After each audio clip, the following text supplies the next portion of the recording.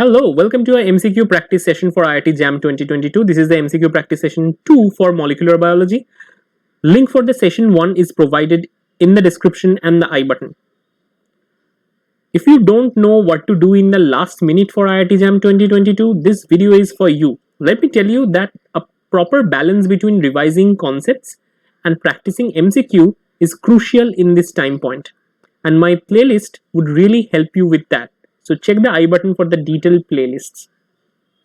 Now let me tell you that I provide all the question and answer based on previous year analytics, so the difficulty level is always modulated and these are most probable questions. So stay tuned till the end and subscribe to this channel. By the way, Unacademy, which is India's biggest learning platform, has free full-length mock test in this whole December. It's starting from 5th December. And there would be test on 12th December, 19th, 26th. These would be 180 minutes, that means a full skip paper.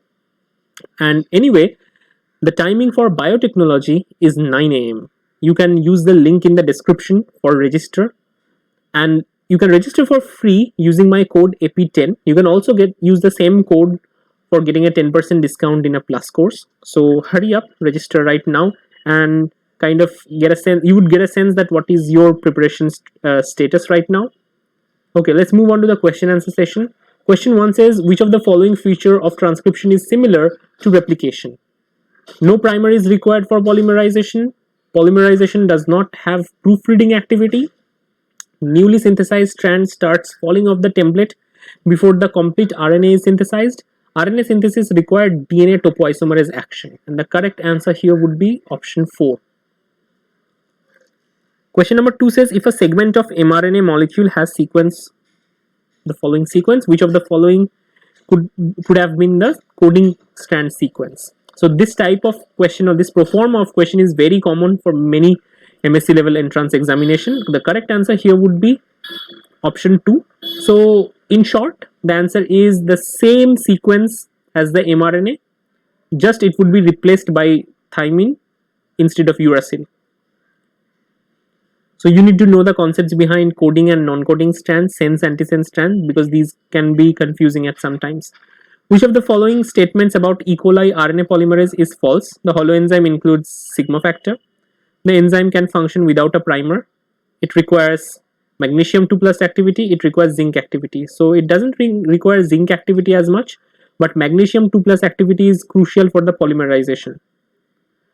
Mode of action of rifampicin in E. coli is through blocking cyclin and thereby cell division, initiation of transcription, inhibiting the RNA polymerase activity, inhibition of oxidation potential.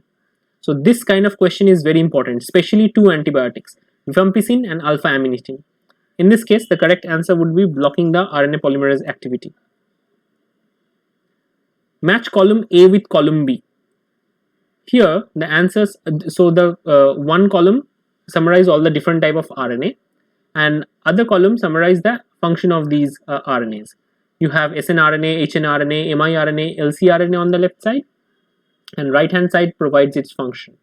So if you matched it correctly, correct answer would be this particular combination. So let me tell you, hnRNA is the precursor for mRNA. snRNA is a small nuclear RNA which is involved in mRNA processing. MicroRNA leads to gene silencing and it involves Argonaute complex. Long non-coding RNA is a regulatory RNA that is involved in transcriptional regulation. So these are the correct options. Then question number 6 says, DNA methylation can change the activity of DNA segment without changing the sequence. When located in the gene promoter, DNA methylation typically acts to dash. Activate gene transcription, repress gene transcription, degrade DNA, pause replication. Correct answer is repressing gene transcription. A histone modification is a covalent post-translational modification to the histone proteins, which includes methylation, phosphorylation, acetylation, and all of the above. Correct answer here is all of the above. The post-translational modifications made to histone can impact gene expression by altering chromatin structure or recruiting histone modifiers.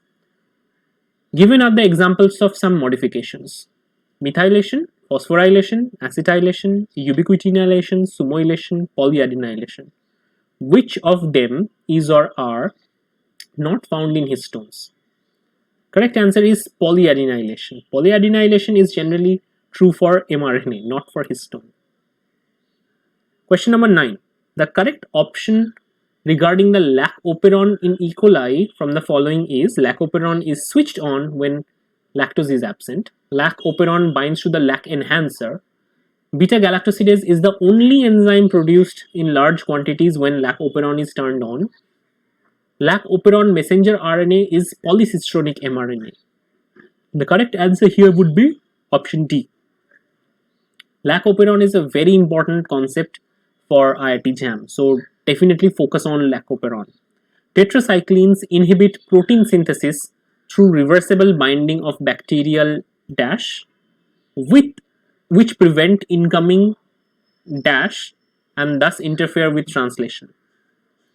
So when IIT JAM is concerned, these several antibiotics and how they prevent transcription, translation or replication, this particular information is really important. So you should be revising those, making mnemonics for them, and this could be asked. For tetracycline, it sits on the 30th subunit of the ribosome and prevents the incoming aminoacylated tRNA and thereby interfering with protein synthesis.